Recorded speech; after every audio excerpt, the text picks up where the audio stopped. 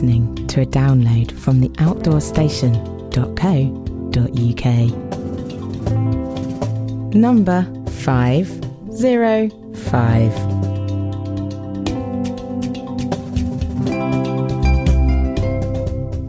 Hello and welcome back to the Outdoors Station on another wet and miserable December evening in 2019.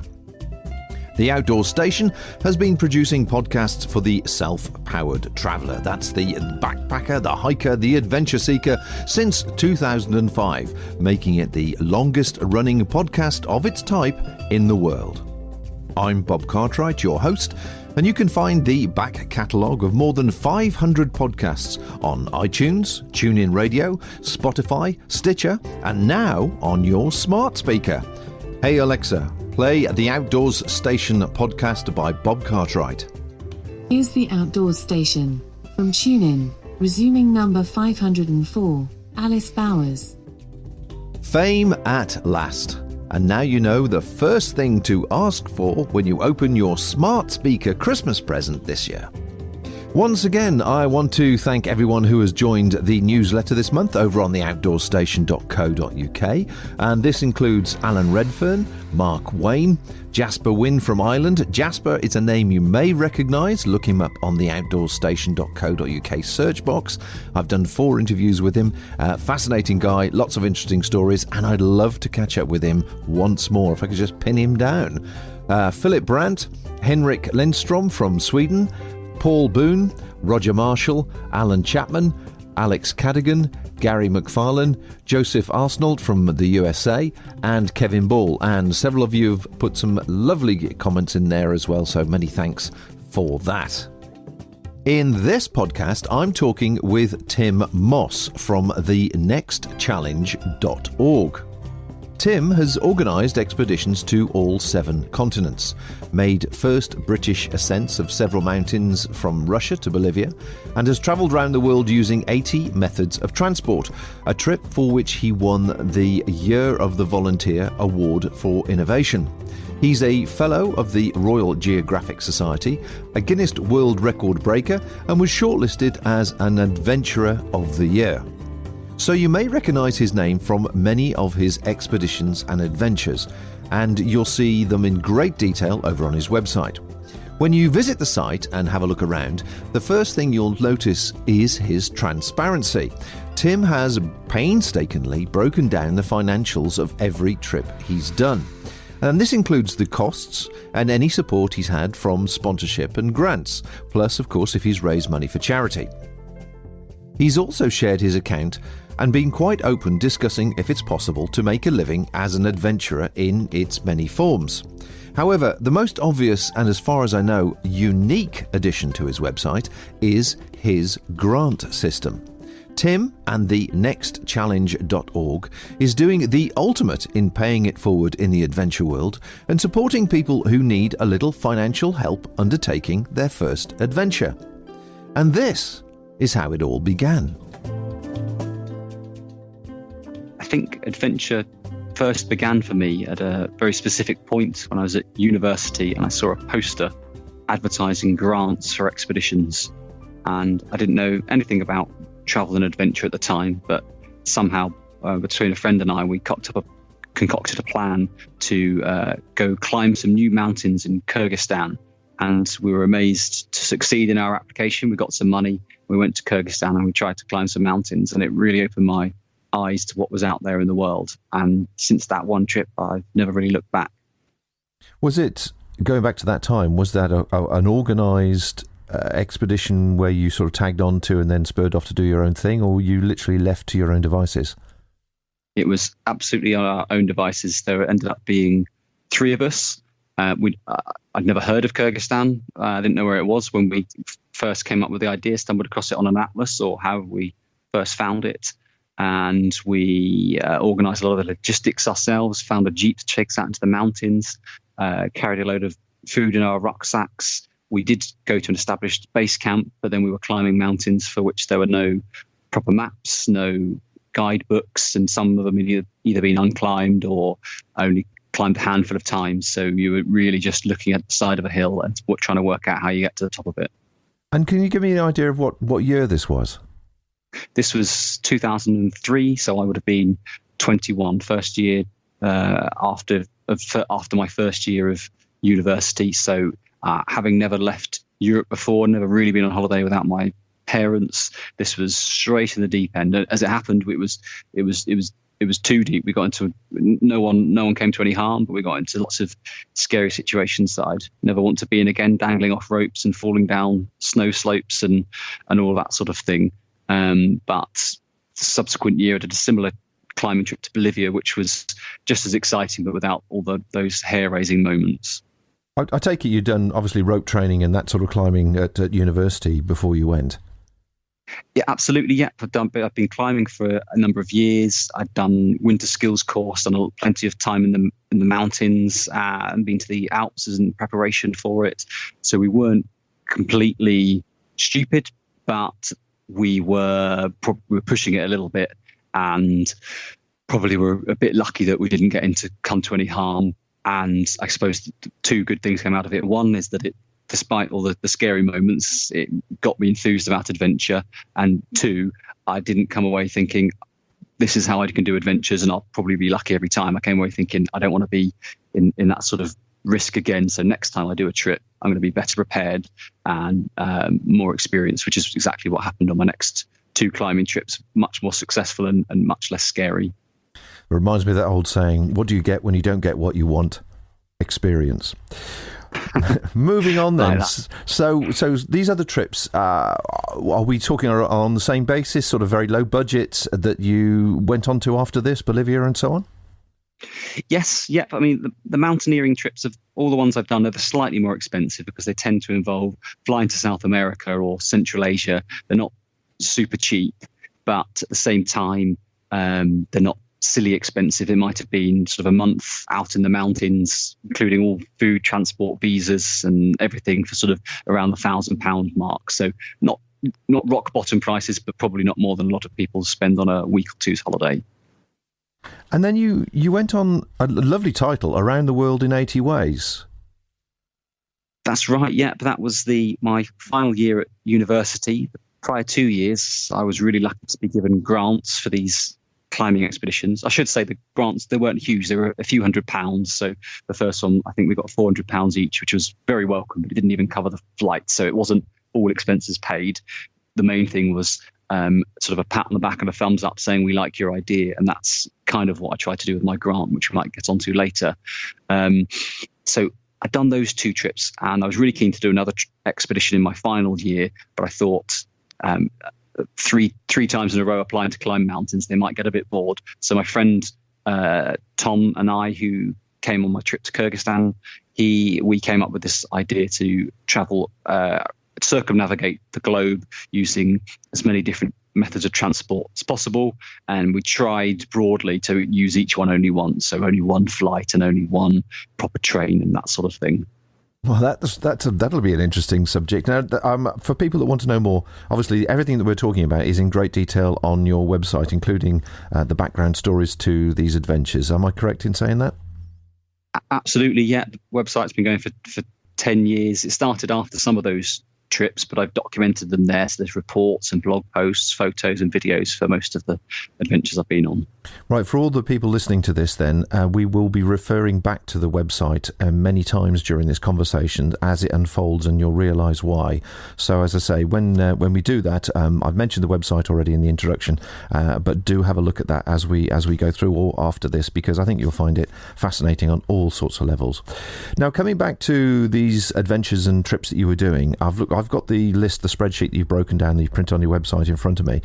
How did you raise the funds? I know you had sort of a few grants along the way, but how did you raise the funds to do this as a student? Yeah, I did do a few part-time jobs. The truth is, because as I mentioned earlier, I didn't get into expeditions until I started university after the gap year, where most people would probably be traveling the world. I had spent my year doing very boring work at home, living with my parents and just working most of the year. So I saved up lots of money there. And that's what was used to fund most of those 3 trips across my time at university. So just to give people again a bit more background, when you finished university then, how did you balance fund start a career and manage to do everything at the same time? Well, I finished university, I did a master's course, and then I planned to do a PhD. The timing meant there was a sort of 6-month gap between graduating from my MSc and applying for a doctorate. So I was looking around for jobs, and I found one working for the British Schools Exploring Society, now just called British Exploring, or working in expeditions, organising trips to the Arctic and the Himalaya and the Amazon jungle. So I thought I would do that for a few months until I started my PhD. But 3 years later, I was still working in the Royal Geographical Society, organising expeditions for a living. So that sort of meant I was surrounded by people who were really interesting and doing fantastic expeditions all the time, really inspiring. It meant I could sort of piggyback onto trips. So I might fly out and help set up an expedition in Svalbard in the Arctic or up at the top of Norway. And then I could, instead of coming home, I'd take a week at the end of it and do my own trip. So I could piggyback on, and that would save money. And then I was also exposed to all the different grants that were out there for young people, because I was young at the time. And that meant I could, again, get these little checks, usually just £100, £200 here and there, which would go a long way towards a trip when you keep it to a strict low budget, as I tried to. It sounds like the perfect job for somebody at that age who's footloose and fancy free and got a lust for adventure. Absolutely, it was just brilliant. I mean, the work itself was good. I felt like I could use skills that I'd learned from organising expeditions. I had a little understanding of what's involved with planning a big trip of that sort of scale. Worked with really good, interesting people on fascinating topics, and just constantly being surrounded by these expedition leaders who've spent lots of their lives traveling all around the world and doing great trips. It was hard not to be inspired on a daily basis. Yeah, I'm not surprised. So when you finished that particular position, then did you go straight into a career? You're an accountant, I understand. Is that right? That's right. Yeah. So there's a couple of hurdles on the way to going from an adventurer to accountant. But when I finished at British Exploring, it was because I wanted to work freelance and help people directly. So rather than working for an organisation where I was part of a team organising a big organised trip, I decided to be sort of self-employed and advertise my services to people who wanted to do an expedition that wasn't available off the shelf. So if someone emailed me and said they wanted to climb Kilimanjaro or Mount Everest or something like that, I'd say, great, here are some companies that do that for you. But if someone wanted to row across the Pacific Ocean or cross a desert on foot, things that you can't just pay somebody to do, that's what I would offer my services to help with. And that was the idea, at least when I started. And was that successful? Were you busy doing that? In many ways, it was successful, and I had a great few years. I grew my blog exponentially, wrote a book that got published, and Ralph Fiennes wrote a foreword for it. I bafflingly got invited to meet the Queen and spoke at St James's Palace and met Prince Philip. I set a Guinness World Record, and did lots of great expeditions and wrote lots of magazines. And so that sounds almost like bragging, like I did all these fantastic things. The flip side was it really didn't make very much money. I think for two reasons. The first one is that, as we've alluded to in our earlier discussion, most people doing these expeditions don't have lots of money. They're usually scrambling around, and for every email I got saying they wanted to pay me to do something, I'd get 100 saying, can I help them with sponsorship? So there's that issue. There's a sort of limited customer base. And the second one probably was that I'm just really not very motivated by money, and sort of business acumen wasn't there at all. So when I was presented with two choices, one that would pay but wasn't that interesting, and one that wouldn't pay but seemed really worthwhile and something I wanted to pursue, I'd always be taking the latter, which is fine for a hobby but not great for someone that's self-employed. Yeah, I've got a lot of empathy with you. I've had a very freelance life myself, and life can be tough. And a lot of people assume from the outside that you're really raking it in, especially when you're doing associated with people doing exotic trips or things which sound extremely adventurous. But the facts of the matter can sometimes be it's very hard to keep the wolf from the door, isn't it? Yeah, and in fact, for that reason, I've got 2 articles on my website that I've published. One, it details the costs of all of my expeditions and where the funds have come from and how much has come from sponsorship. And anyone who looks at that article will see that the sponsorship column is always got a big 0 in it because no one's ever sponsored me. I used to get grants when I was young, but don't get them anymore. And also to illustrate how cheap the trips are. And the second article I published was all of my earnings whilst I was a full-time adventurer, how much I earned each year and from what source, how much from speaking, how much from writing articles, how much from adverts on my website. And I got a lot of praise for being honest and publishing those figures, but that's probably because they were so pitiful. I don't think in any year, with one exception where I had a client I worked for long term, I don't think I made more than £6,000 in any given year, and usually it was a few £100s. So naturally on social media you present your best self and show all the interesting things you do because that's what people understandably want to read about. It does give the impression that everything's easygoing and you're living the right life of Riley, whereas in truth I very rarely made any money from adventure at all. You've got a lovely article actually on your blogging which reads exceedingly well about, well, there's 2 actually. There's one where you say that if you're aimed to motivate, stop exaggerating. And the other one was something along the lines of, is it tough? Are you making it sound much tougher than it really is? And you sort of tried to toe a line really between being realistic and honest without making it too boring. Would that be a reasonable description? Yeah, that would be spot on. When I started the website, I wrote everything either in the third person or kept making it sound as if I had a team of people. We do this, we'll help you with that. And Tim did this amazing expedition that was really tough and death-defying because I felt, I guess I was insecure in myself and wanted to make myself and website sound impressive. Whereas over time, I've realized that firstly, lots of people can see through that, so you just sound daft anyway. And secondly, as that title of that article, if you aim to motivate and stop exaggerating, that it suggests the whole point of doing my website, particularly over time as it's evolved, is to try and help and encourage other people to get into expeditions. And sometimes you do that with tales of daring do and lots of excitement and exciting videos and things like that. But at the same time, if you exaggerate and make things sound really tough and scary and death-defying and like you're an expert and people shouldn't try this themselves, well then of course that's not motivating, that's demotivating, it's off-putting. It makes people think, crikey, I wouldn't want to suffer that much, or I'm not that tough, or I haven't got all those skills, I could never do an adventure. So now I try and take the opposite tact, and I'm honest about things. I say exactly how much they cost. If something's required some expertise, like the climbing trips, I would say, don't be daft. You need to train before you do that. Whereas other things I've done, the long runs and even the desert trip crossing that I did, they don't require sort of the same expertise and things like that. So I've tried to specifically choose trips to demonstrate that you can do things cheaply, or you can do things when you're not super fit, or you can do things when you've not got a lot of time away from work, and just to demonstrate that adventure should be available to everybody if they want it. Certainly another article you've written as well, which actually echoes a trend that does seem to be getting more and more prevalent at the moment on social media, and it's that one where, well, expeditions are no better than offices is your title, which actually reads exceedingly well.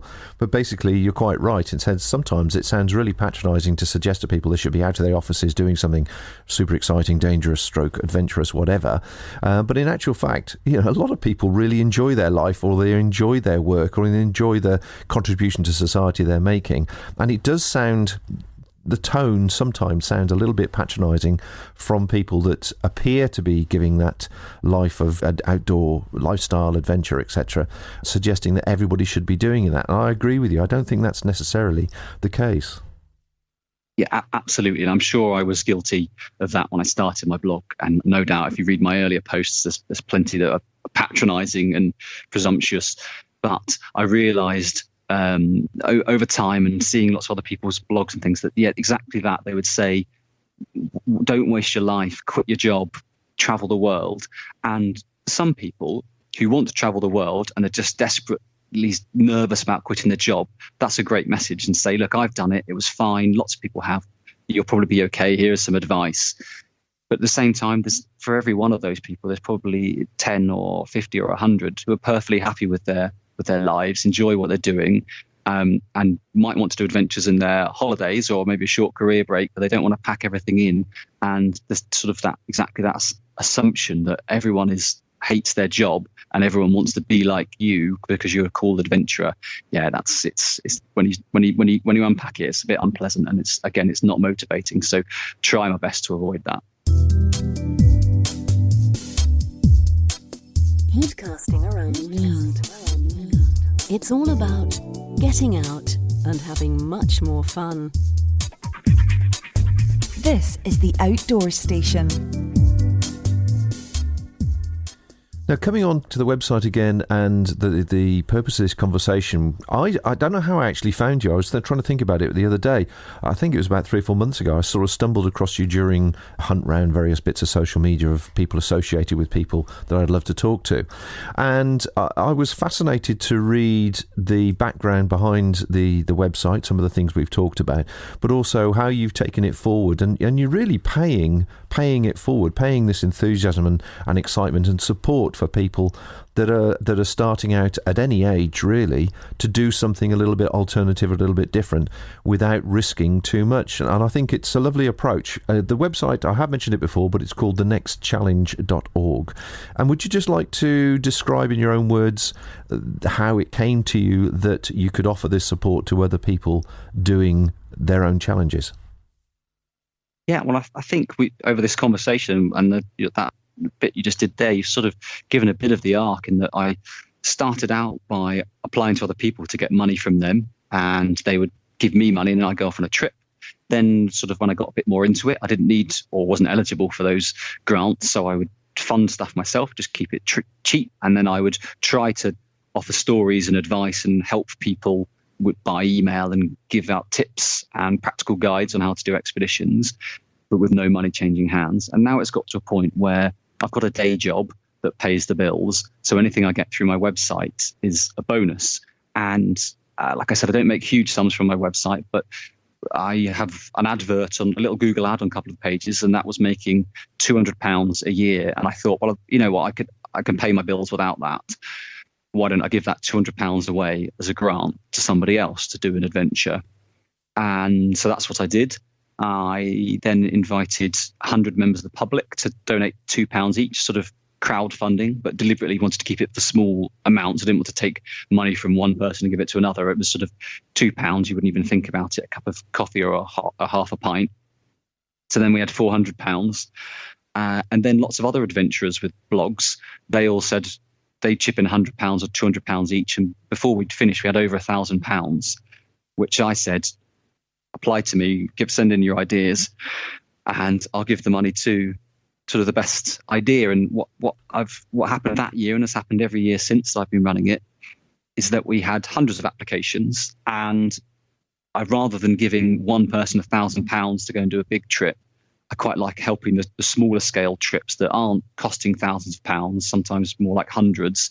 Generally people who've not done big trips before, or a bit nervous, or wouldn't normally apply for this sort of thing. I give them £100, £200, £300, and they go off and do their trips. And the only thing I ask for them in return is that they send me a blog post and some photographs so I can share it on my blog and hopefully inspire somebody else to come back next year and apply for a grant. Well, looking at the list that you've printed, as I say, quite openly on your website, along with the amounts that they were actually sponsored by, going back to 2015, I'm scrolling up the screen now, but I'm sure you know off the top of your head what the total number is. Yeah, it's over 60 different people now. It's run for 5 years and about to go into the 6th year. And we help sort of between maybe 8 and 15 in any given year. And I can say it because they're nothing to do with me. They're just amazing. Every year, it's such a privilege to read all these different fantastic ideas from people all around the world. It's not a British thing.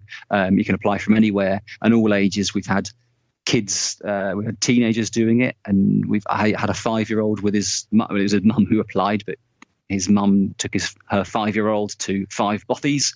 And we've had older people, I think there's someone in their 60s in the last year's grant who's trekking around Scotland with a pony. So you get a whole range of people.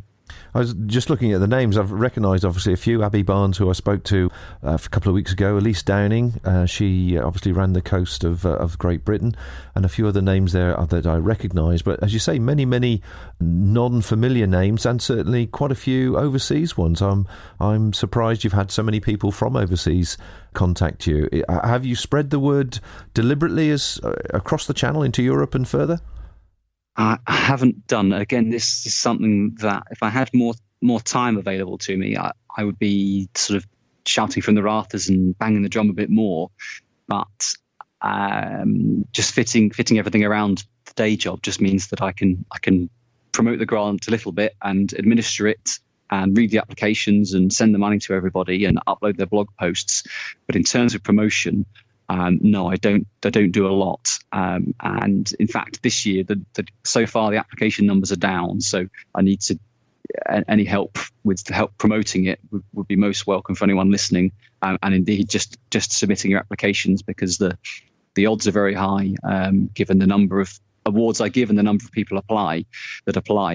But I've not made a particular effort to advertise it overseas. I think just because it's online, it's the internet, people in any country can find it, and all sorts of people do indeed stumble across it and apply.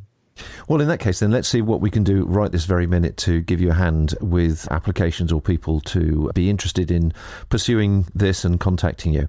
So give me the outline of the grant in your own words, and obviously any timescales they have to apply by and that sort of thing. And let's spread the word via this podcast. Thank you very much. So it's called the Next Challenge Grant. So if you just Google that, you will find it. And obviously, it's all available through my website. Applications are open to people of any age. If you're under 18, then you just need your parents' permission. Any country, any nationality. You don't need any experience or technical expertise or skills unless you're doing something that's dangerous. So if you're doing a small local adventure and you've never done anything like it before, then as long as it's not something that's dangerous, then that's more than fine. It's better. I would rather fund people who are new to adventure than people who are professionals with websites and have done lots of trips before, because I feel like they're going to be okay without me and they'll probably get funding from elsewhere. Application is via a short online form, probably takes 10 minutes to do. Grants are typically £100 or £200, but are occasionally more. I think the most we've ever given is £800. Alternatively, if you're not into form filling and words aren't your thing, I know it's not for everybody, then you can submit an application by video. Just film yourself on your phone. I'm not judging editorial quality. It's just so you can convey yourself in whichever way you find easiest. Deadline for applications, I think it's the first week of January. It's just after Christmas. So you've still got about a month to apply. And like I said, it doesn't take very long at all. So there's no harm in sticking an application form in. And then I will make my decision usually within a month or so around about February time. And again, on the website, you will see all the examples of the people that have won grants for the previous expeditions and the type of expeditions they are. And as Tim quite rightly says, you know, they're not super technical, they're not super firsts, they are people, I guess, breaking out of their comfort zone and just trying something a little bit adventurous. Would that be a reasonable description, Tim? Yeah, absolutely. I think certainly if you're thinking about applying, then the best thing to do is look at the previous winners to see the sorts of things that win. But as a few examples, we have had big trips like people running between and up the UK's 3 highest peaks. Somebody ran across Kyrgyzstan, and we've had people walking across parts of the Great Wall of China in winter. So you get these huge, scary things, but you've also had much smaller, closer to home things, like somebody did a trip that was as simple as walking to work. He was tired of his commute, 25-mile drive each way, so he decided to walk one day and walk back again. And he just got some sponsored boots. I've had that, like as I mentioned, a mother and a 5-year-old camping in 5 different bothies. Got a woman trekking around Scotland on a pony. Someone walked a bit of Japanese coastline, and we get all sorts of different things. So do have a look at the list, and if you've got an idea, stick in an application. You're very extensive as regards the information that you've got. There's also equipment. Now, do you give people equipment, or are you sponsored to give people equipment from companies, or do you loan people equipment if they're struggling to obtain something for a particular trip? Very occasionally, I've got some sponsored equipment. I'm not sure if I've got any this year. The vast majority of it is just where I've been sent equipment to review or sponsored sleeping bag or bivy bag or something to test out or use on a trip. The truth is that I've got a lot more camping stoves and bivy bags and camping mats than I will ever need in a lifetime. But I'm also loath to sort of throw anything away or put it in the charity shop. So essentially it's my personal kit that I offer as a loan to people, because quite often it's expensive to kit yourself out for a trip, and you don't always need to buy a brand new stove and a camping mat just for a singular trip. So being able to loan it out saves everybody a bit of money and makes me feel less bad about hoarding so much equipment that our spare room looks like Cotswold Outdoors. Yeah, I know that feeling. I've got a loft and a lot of boxes. And also the other practical aspect is that they may use this equipment once for the trip and they may not necessarily need it again. So environmentally, it's actually quite a good thing to loan equipment and then return it once they finish the journey. Yeah, hopefully, cutting down a bit of waste as well as saving people some money. That's the plan. Now, the other sort of adventurers that support you include Margaret Bowling, Anna McNuff, Alistair Humphreys, David Charles, the Cycle Touring Festival, and obviously, as you say, you approach the public as well. There are a few names there I recognise, obviously Anna McNuff and Alistair Humphreys, but David Charles and Margaret Bowling, who are they?